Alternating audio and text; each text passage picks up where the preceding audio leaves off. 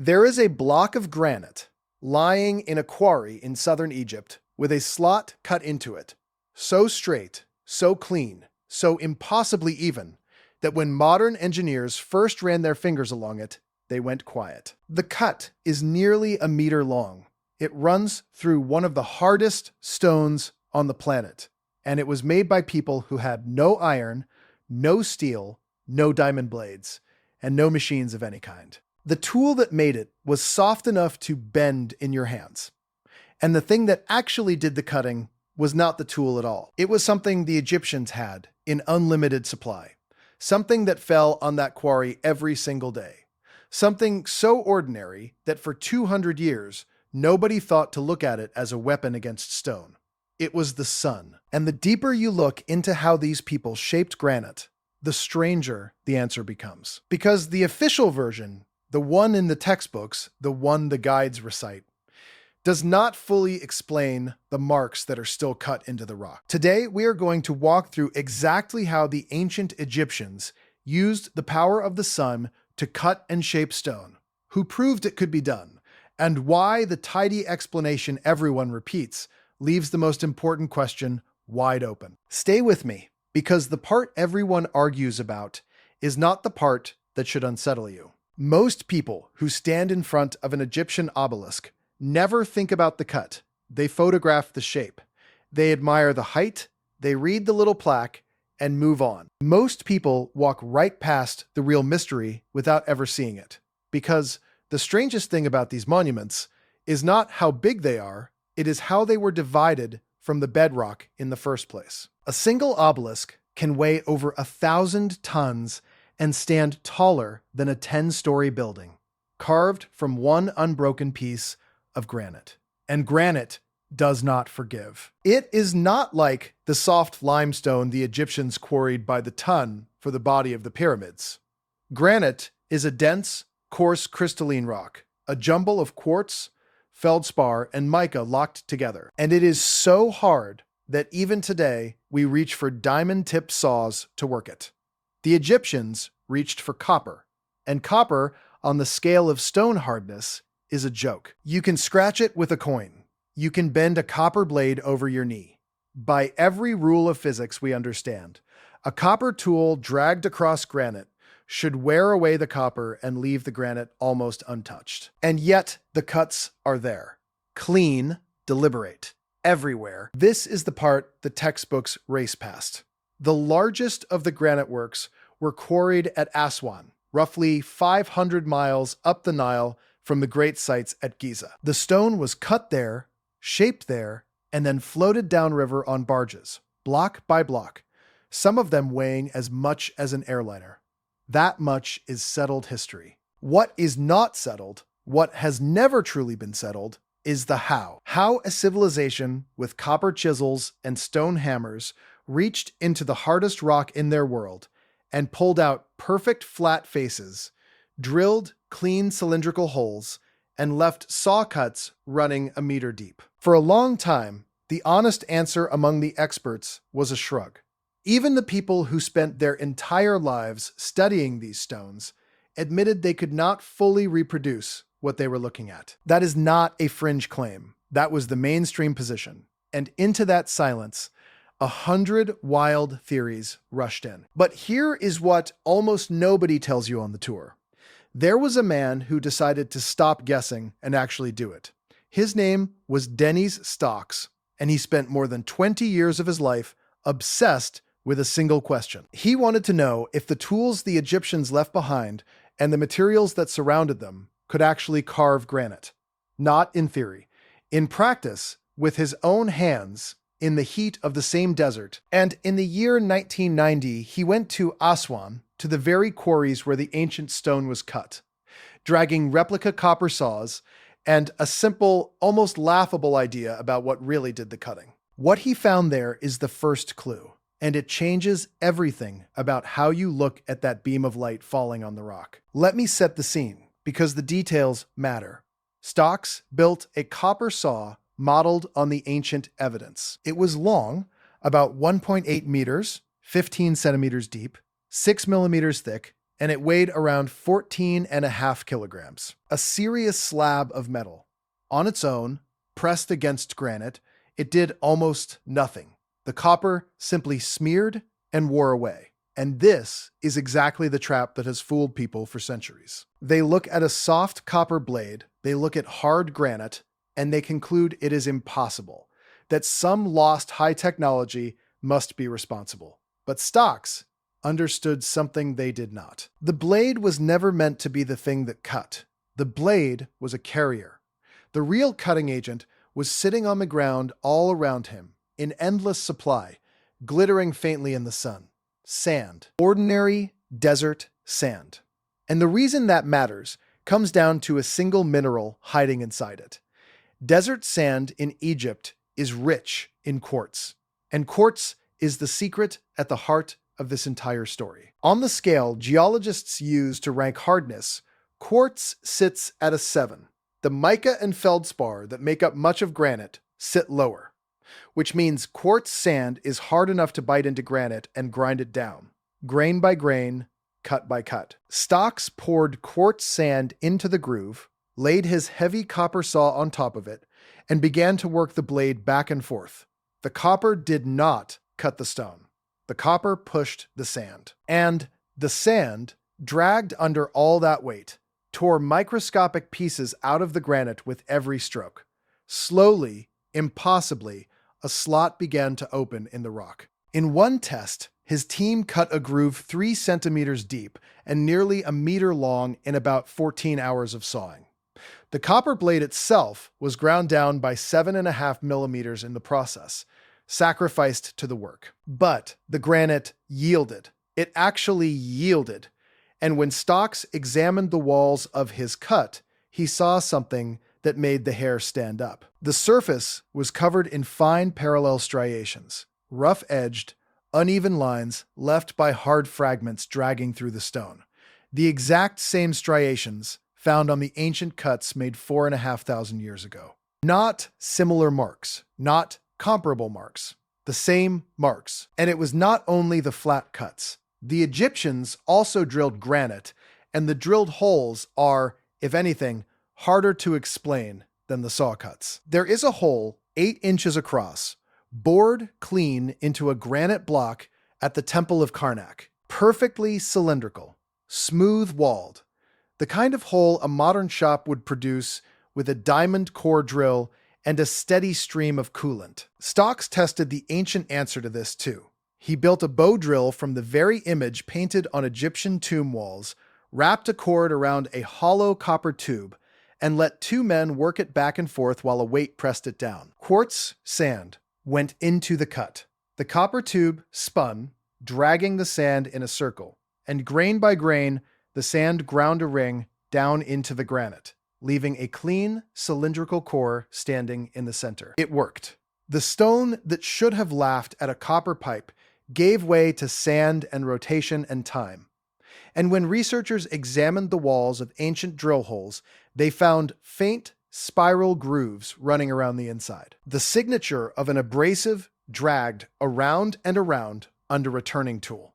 The physics lined up, the marks lined up. The method was real. That should have ended the debate, and in the mainstream, it largely did. Copper, sand, water, weight, and patience. That is the accepted answer for how the Egyptians sawed and drilled their granite. Stocks proved it works. But here is where the story refuses to stay simple, because notice what the real cutting agent turned out to be. Not the metal, the quartz. And quartz is not just hard. Quartz is one of the most quietly extraordinary minerals on Earth, and its role in this story does not end at sand in a groove. It is the thread that pulls us toward the sun. Hold on to that, because the second clue is the one that turns a story about sand into a story about light. If you find buried history as unsettling as I do, subscribe and turn on the bell, because what comes next is the part the tidy version leaves out. Now think about where all of this was happening. Not in a shaded workshop, not indoors. It was happening in the open, on the Aswan quarry floor, in one of the sunniest places on the surface of the planet. Southern Egypt receives brutal, relentless, near constant sunlight. The ancient Egyptians did not merely live under that sun. They organized their entire civilization around it. Their supreme god was a sun god. Their kings were called sons of the sun.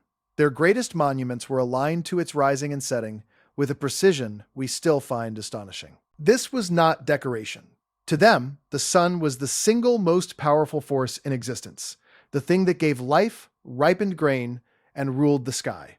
And a people that obsessed with the sun, working stone for generations in its full glare, were surrounded every day by proof that light carries power, that it heats, that it dries, that focused, it can burn. And that brings us to the reframe that most people never make.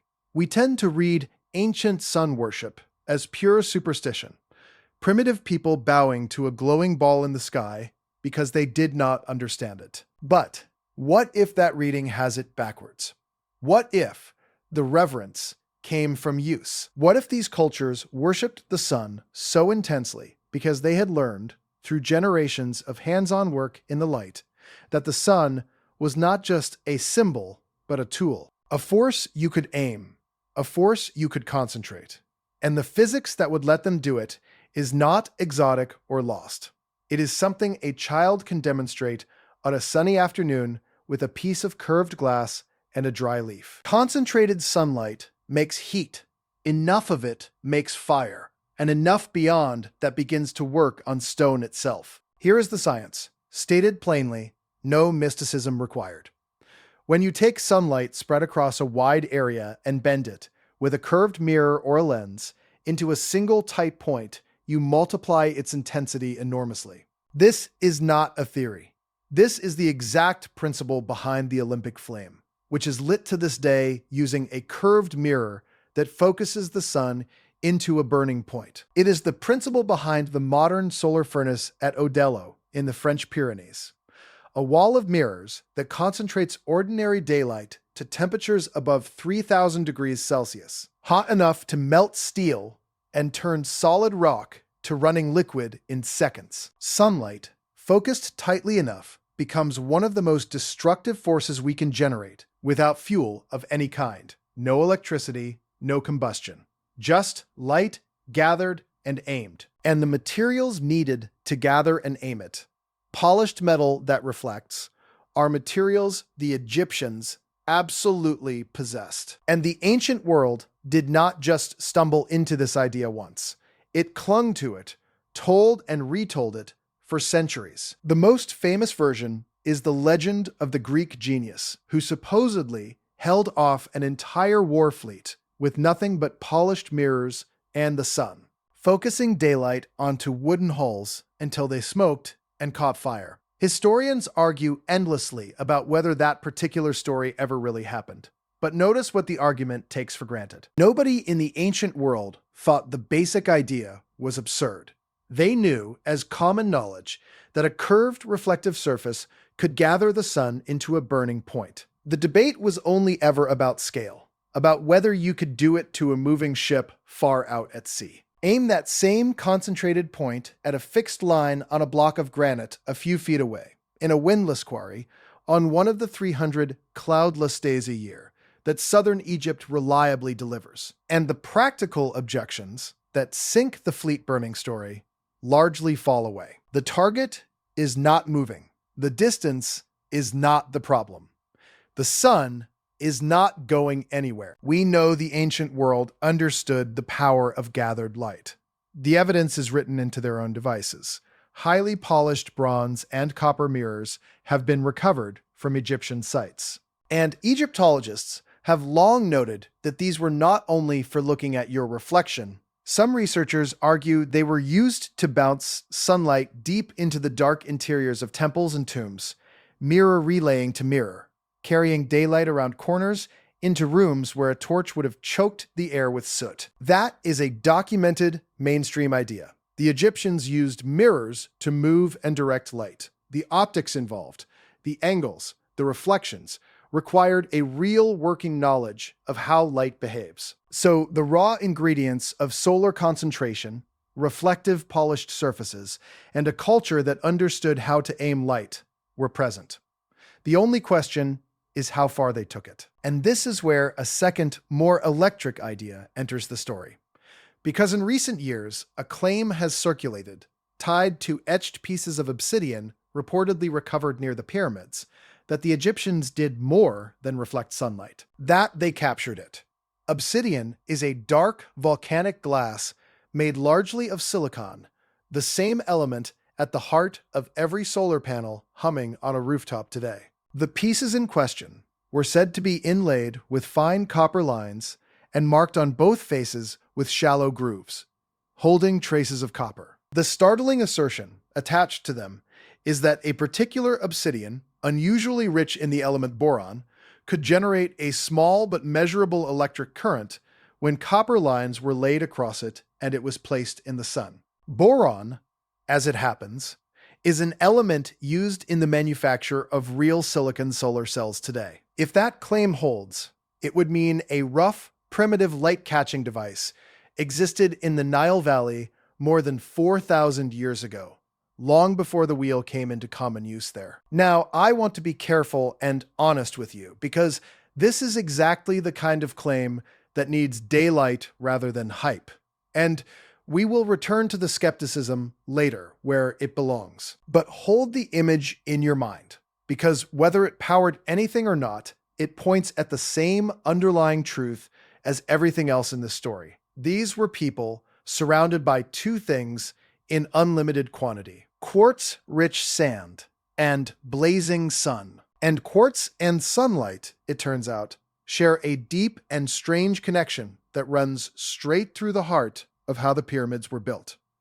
That connection is the third clue, and it is the one that no experiment has ever fully put to rest. But before we reach it, look at what the modern confirmation actually shows, because the physics of focused light on stone has now been tested directly, and the results are hard to wave away. Researchers working with solar concentrators have taken parabolic dishes, the same curved mirror geometry the ancients could in principle have built from polished metal, and pointed them at rock. Left in the focused beam for only a few minutes, stones crack, glaze, and in some cases begin to melt. Experimenters have used concentrated sunlight to fire pottery, to produce ceramic glazes in minutes rather than hours, to anneal gemstones, and to cut and smelt metal, all with no fuel but daylight. One demonstration produced finished ceramic glazes in front of a room of specialists who had insisted moments earlier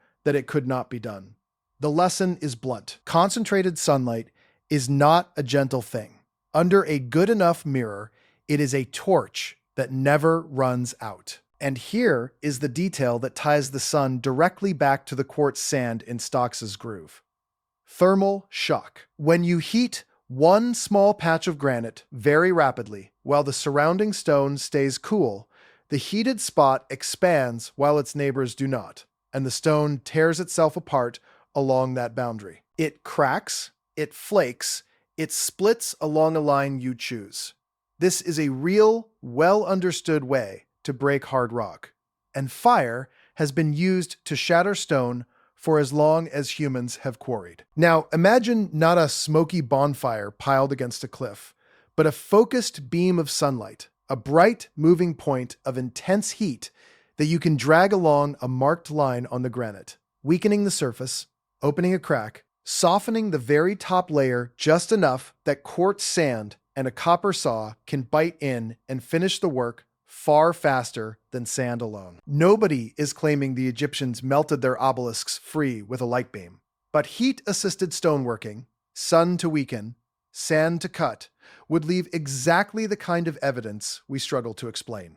And it uses nothing the Egyptians did not have. Now, here is where the story takes on the texture of every great unsolved mystery. Because for all of this, for all the experiments and the polished mirrors and the tested physics, there is no surviving ancient Egyptian manual. No papyrus that says, here is how we cut the granite. No workshop diagram. No stone-by-stone account of the method. The most technically accomplished stoneworkers of the ancient world left us thousands of tons of finished masterpieces and almost nothing describing how they did it. The knowledge was there, undeniably, carved into every clean face and every drilled hole.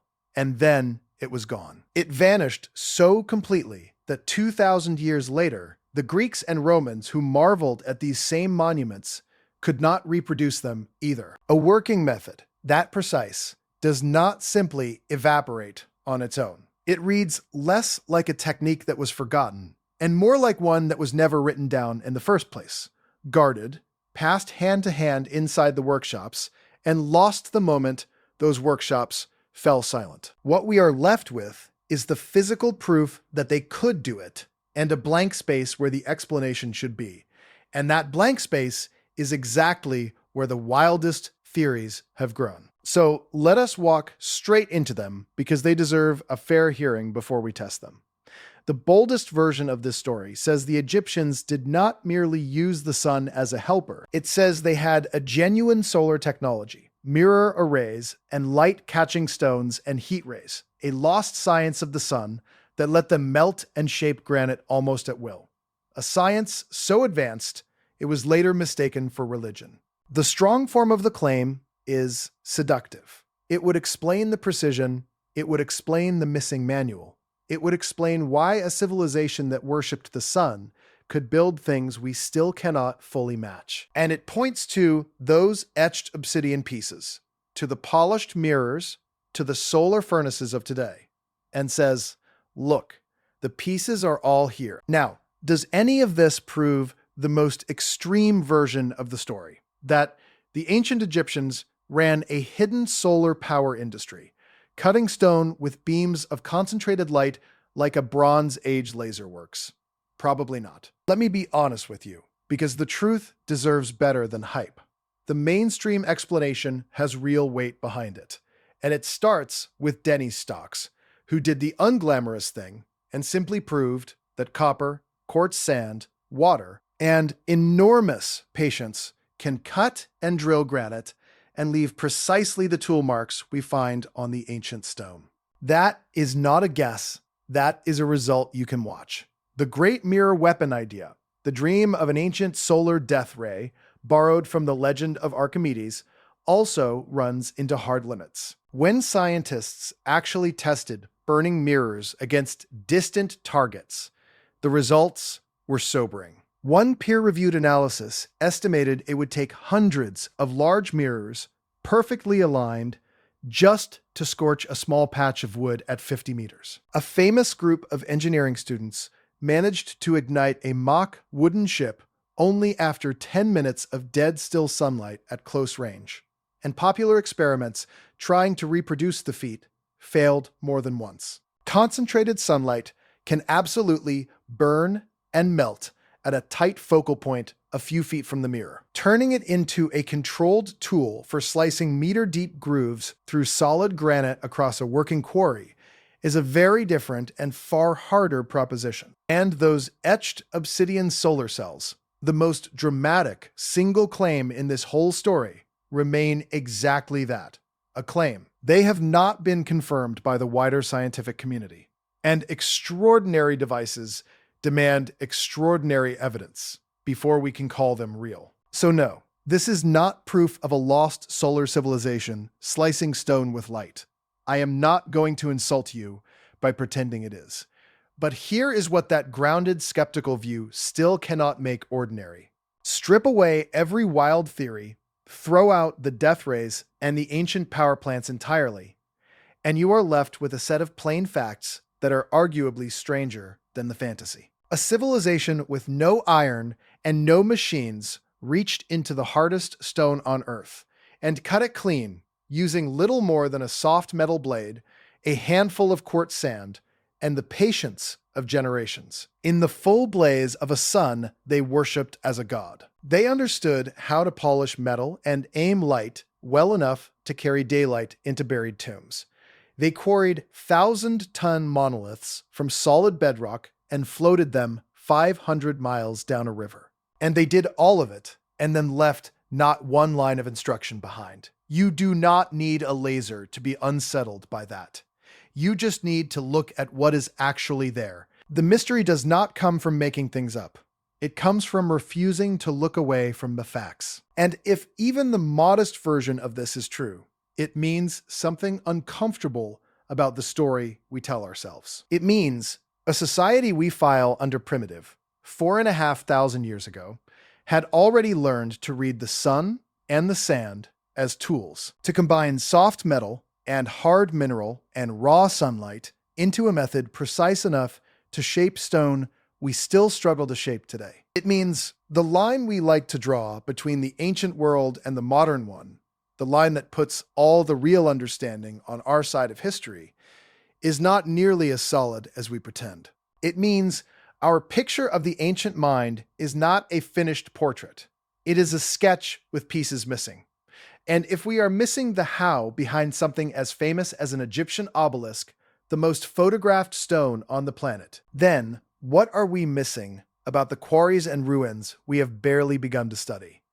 Think about what comes next, because this is not a closed case. The tools of modern science, the ones that finally proved copper and sand could bite granite, are only getting sharper. Every year, researchers run new experiments testing focused sunlight on rock, measuring the exact temperatures at which granite glazes and splits, scanning ancient tool marks under microscopes fine enough to read the individual scratches left by a single grain of quartz.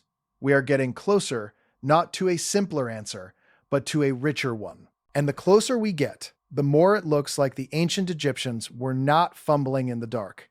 They were working deliberately and brilliantly with the two most abundant things in their world: the stone under their feet and the fire in their sky. Here is the one question that will not let go.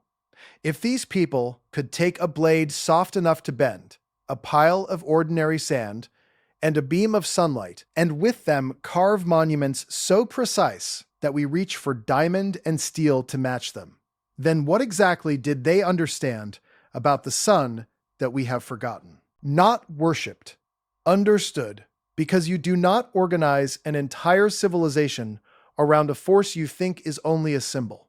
You organize it around a force you have learned to use. And whatever that full method was, the complete recipe of light and stone and sand, it is not written anywhere we can read. It left the world with the last craftsman who knew it, and it has stayed gone. So, how did the ancient Egyptians use the sun to cut their stones? Part of the answer we can prove. The sand did the cutting, the copper carried it, the sun beat down on all of it, and where focused light met granite, the stone grew weak and gave way. And part of the answer is still sitting in the desert, cut into the walls of grooves, and drill holes that we can measure to the millimeter but cannot fully explain. The quarries are still there, on the edge of Aswan, exactly where they were abandoned. The unfinished obelisk still lies in its trench, cracked and forsaken, its clean-cut sides catching the same sun that shaped it 4,500 years ago. Millions of people pass these stones every year and see only their size. But run your hand along the cut, feel how straight it is, how impossibly even, and remember that the people who made it left no instructions, only the mark and the sun above it, and a silence that has never once been broken. If this is the kind of buried history that keeps you up at night, watch the next investigation playing on screen right now, because the discovery in that one connects to this in a way you will not see coming.